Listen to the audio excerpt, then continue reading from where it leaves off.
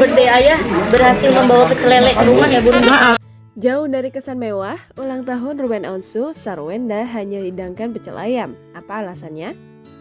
Presenter Ruben Onsu baru saja merayakan ulang tahunnya. Tepat pada hari Senin 15 Agustus 2022, Ruben Onsu genap berusia 39 tahun. Ruben Onsu mendapat kejutan ulang tahun dari keluarga kecilnya, Sarwenda, Petran Peto, Thalia, juga Tania saat tengah malam.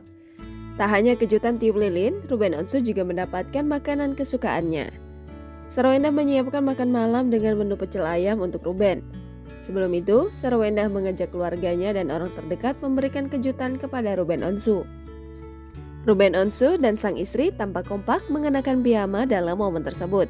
Begitu pula dengan Thalia, Tania, dan Petran Peto. Ruben pun mendapatkan makanan kesukaannya berupa pecel ayam yang didatangkan ke rumah mereka. Ide itu muncul dari Sarwenda karena tahu suaminya menyukai makanan pecel ayam. Selain itu, Ruben Onsu juga mendapatkan hadiah dari Sarwenda berupa sneakers. Tak lupa dari ketiga anaknya, Ruben menerima kartu ucapan yang berisi harapan dan doa. Jangan lupa subscribe, share, komen, dan like ya.